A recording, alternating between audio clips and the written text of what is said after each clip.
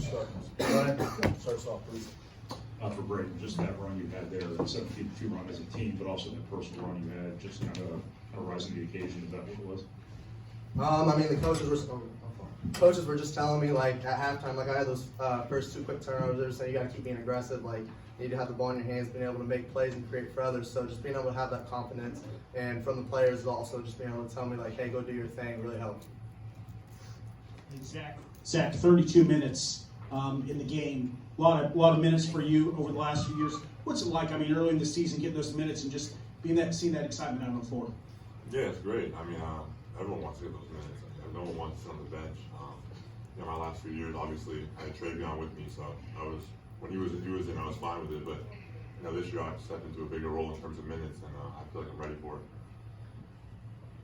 it. David, just what did the combination of you and Braden on the floor bring tonight? Yeah, it's funny because in practice we don't really get to do it much. We're usually on opposing teams to guard each other, But man, I think it's good for me and him. One, because we relieve pressure off one of another, And to be honest, quite frankly, I've ran the 2 most of my life in general, so it's kind of comfortable for me. And seeing him push the ball up the court, and he's easy to play with because he finds people, not just myself. He looks the post, he looks for the skip. He's dynamic guard, so I feel comfortable playing with him because I don't feel like I'm the only one out there. And I know he feels the same way because we talk to each other at the court, and it's easy just for one or the other to be on the court. So it's a good feeling.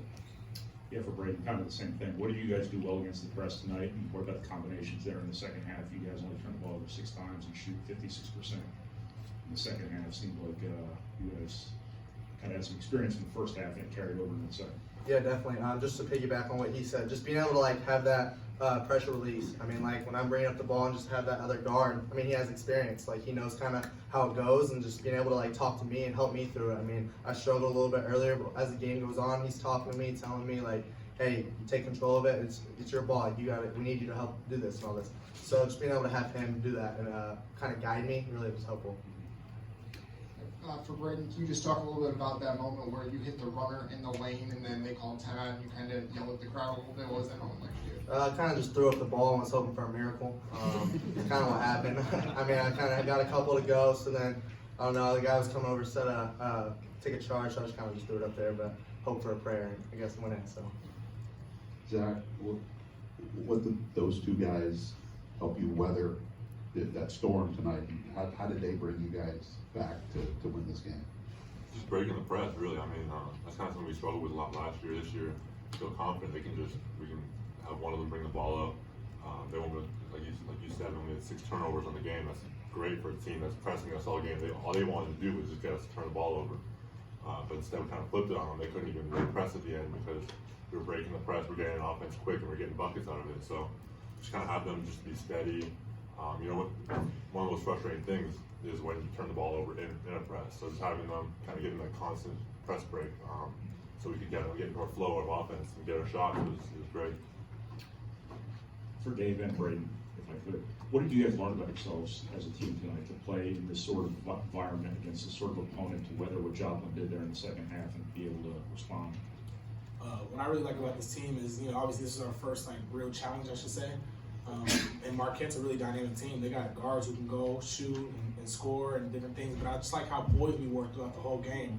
Obviously a few turnovers and a few mistakes here and there in the beginning of the game, but we stayed poised through the first and the second half. And I just think that's important, especially going on later on in the season and these next couple games we got coming up, going into Portland.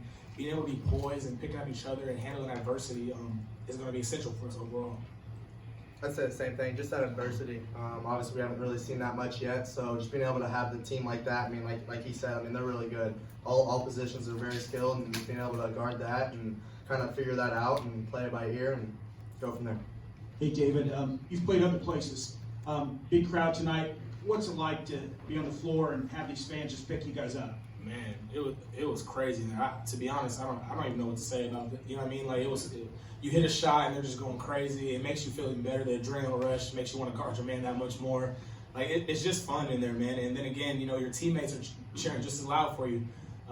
You hit a shot, you look over at the bench, and your teammates going crazy for you. I mean, it's just a good feeling when each teammate is genuinely happy for the next person right next to them. And I just feel like that's going to be so important. I just feel like this team is very connected on and off the court. So. Zach, just, I guess one concern coming out of this is the inability to secure defensive rebounds enough tonight. How much will that be an emphasis when you guys get ready to go to Portland? Yeah, I mean, Payne will definitely have us doing rebound drills. He loves those things. We're definitely working on boxing people out. I feel like they were a really athletic team, which is probably way above what we're usually going to see. They really crashed the glass hard, and they kind of gave us like one of those lessons. Like, we really got to box out. We got to hit. I felt like kind of in the second half, we kind of did a lot better on that. We reduced the rebounding margin that they had in the first half. And we kind of were learning from it as the game came on, because every time you didn't box them out, the ball somehow was going right to them. Like Payne said, if you mess up, they're usually going to get the ball. Usually some good things can happen to them. So we really just kind of locked in, especially at the end of the second half, on just box people out, securing defensive rebounds, and then staying in transition. For Zach, just the start you got off to in the second half, I imagine Matt's message was get the ball inside, but did you do anything different schematically or whatever to get the ball inside, a little more success with the entry process or anything like that? We learned that they were kind of full fronting throughout the first kind of half, basically. So we were trying to get some more kind of reverse pivot action, kind of get the ball in from different ways rather than just kind of getting in from the wing. Different teams are going to play post defense different ways, so just kind of learning and building from it was something that was a big emphasis kind of in the locker room during halftime. Kelly and then DJ. Braden, David kind of talked about the adrenaline rush that he felt, but for you coming in clutch late in the game, what was kind of going through your head? I was kind of exhausted, I'm not gonna lie.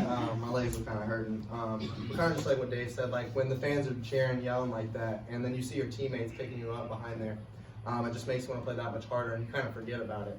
Like there's moments like where I was super tired, but like just hearing the crowd, hearing my teammates like, let's go, we need one more. Like just being able to have that kind of makes me forget about really what like how I'm feeling and more like focus on the game. So just to be able to have that around us and along with the teammates is huge.